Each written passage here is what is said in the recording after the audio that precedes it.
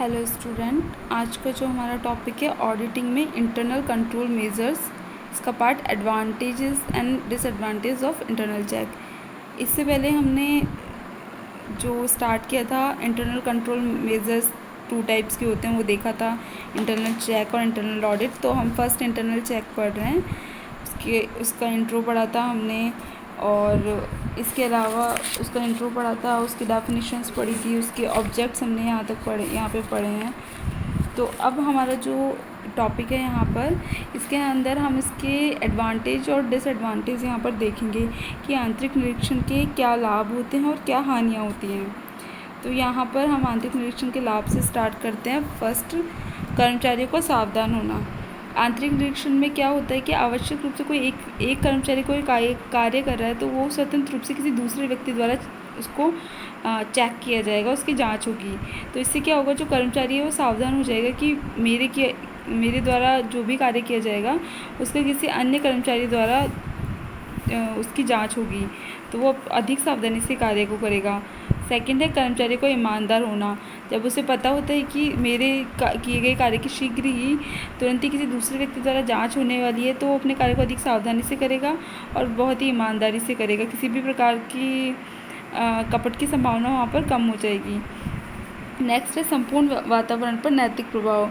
इसके internal check के द्वारा क्या होगा कि एक ऐसा जो एटमॉस्फेयर है पूरे इंस्टीट्यूट में बन जाएगा कि सभी व्यक्ति बहुत ही परिश्रम से, चतुराई से, पूरी ईमानदारी से कार्य करेंगे और इससे कार्य की शुद्धता पर भी बहुत अधिक प्रभाव पड़ेगा।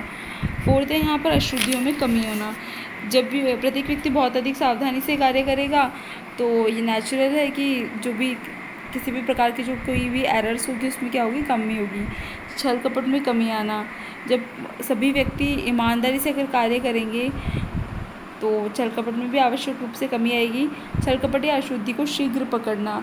यदि कोई व्यक्ति इतना सब कुछ होने के बाद भी कोई व्यक्ति असावधान है तो बेईमानी से कोई भी कार्य करेगा तो क्या होगा, कोई भी अशुद्धि और जो छल कपट है वो उसकी प्रारंभिक स्टेज पर ही पता चल जाएंगे, यानी उनकी शीघ्र ही उनको हम पकड़ लेंगे। व्यवसाय पर अशुद्धियों व छल कपट का संचित प्रभाव। व्यवसाय पर अशुद्धियों व छल कपट का संचित प्रभाव नहीं पड़ना। जब छल कपट व अशुद्धियों को शीघ्र ही उनकी प्रारंभिक स्टेज में ही अगर पकड़ लिया जाएगा तो इससे क्या होगा, उनका जो संचित प्रभाव है वो उस पर नहीं पड़ेगा। लास्ट 8 टॉपिक है हमारा अंतिम खातों को शीघ्र तैयार होना। अगर साथ के साथ ही किसी भी कार्य की जांच होती रहेगी आंतरिक निरीक्षण के द्वारा तो इससे क्या होगा कि जो फाइनल जो ऑडिटर जब अपनी रिपोर्ट तैयार करेगा तो वो इस इंटरनल चेक के बेसिस पे भी काफ़ी कुछ चीज़ें देखेगा और उससे पता रहेगा, उससे लगेगा कि यहाँ पर किसी भी प्रकार के गबन की या किसी भी गलती की बहुत ही कम संभावना है। तो इससे क्या होगा कि शीघ्र ही जो है अंतिम खाते शीघ्र ही तैयार हो जाएंगे। अंतिम खाते शीघ्र तैयार होंगे। और फिर क्या होगा, 9 टॉपिक में देखते हैं अंकेक्षक को सुगमता। जो मैंने पहले बताया कि जब उसे पता होगा कि अंकेक्षक को कि सभी कार्य बहुत ही सावधानी से किए गए, इनमें शुद्धि की संभावना नहीं है, तो वो शीघ्र ही अपनी रिपोर्ट उस पर क्या करेगा, प्रस्तुत कर देगा। 10th, प्रत्येक व्यक्ति का उत्तरदायित्व निश्चित होना। यहाँ देखते हैं हम कि इसके अंदर क्या होता है। इंटरनल चेक के अंदर हमने जैसे पहले भी पढ़ा था इसकी डेफिनेशन में कि एक व्यक्ति के कार्य की दूसरे व्यक्ति द्वारा आवश्यक रूप से क्या होती है, जांच होती है। तो इससे क्या होता है कि प्रत्येक व्यक्ति को उत्तरदायित्व निश्चित होता है कि पहले किसी व्यक्ति के कार्य की जांच आपके द्वारा होनी चाहिए थी और उसमें अगर उसने किसी भी प्रकार की कोई त्रुटि या लापरवाही की है तो इससे हम उसकी जवाबदेही तय कर सकते हैं। आंतरिक अंकेक्षण का कार्य कर देना।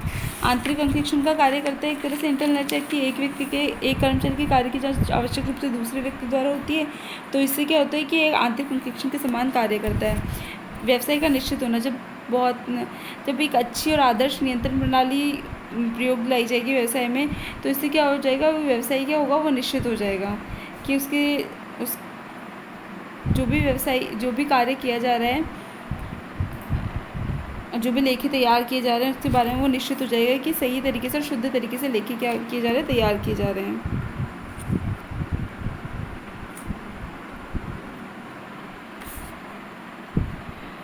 अब यहाँ देखते हैं आंतरिक निरीक्षण से हानियाँ। डिसएडवांटेज ऑफ इंटरनल चेक क्या है? तो यहाँ पर आंतरिक निरीक्षण की कुछ हानियाँ यहाँ पर बताई गई हैं कि जो आंतरिक निरीक्षण है, अधिक खर्चा। जब इंटरनल चेक होता है तो क्या होता है, एक व्यक्ति के कार्य की, एक कर्मचारी कार्य की दूसरे व्यक्ति द्वारा आवश्यक रूप से जांच होगी, तो इसके अंदर ज़्यादा एम्प्लॉयज़ की भी ज़्यादा ज़रूरत होगी। इसके अलावा स्टेशनरी भी बहुत ज़्यादा यूज आएगी। तो ये माना गया है कि एक अधिक खर्चीली प्रणाली है। कार्य का दोहराव होगा, एक व्यक्ति के कार्य की दूसरे व्यक्ति द्वारा जाँच होगी, तो इससे क्या होगा कि कार्य का दोहराव होगा। स्वामी का लापरवाह होना, एक आदर्श जब आंतरिक अंकेक्षण प्रणाली अगर लागू कर दी जाती है व्यवसाय में, तो कर्मचारी निश्चित हो जाता है। इससे क्या होता है कि वो लापरवाह हो जाता है, कर्मचारी पर प्रभाव।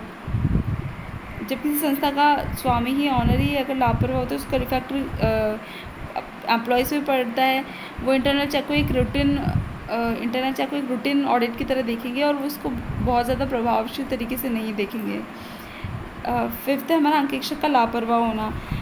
जब इंटरनल चेक अपनाया जाता है तो क्या अंकेक्षक भी वो इंटरनल चेक के द्वारा जो प्रणाली जो अपनाई जाती है उससे क्या होता है, संतुष्ट हो जाता है और उसके अपने कार्य को समाप्त कर देता है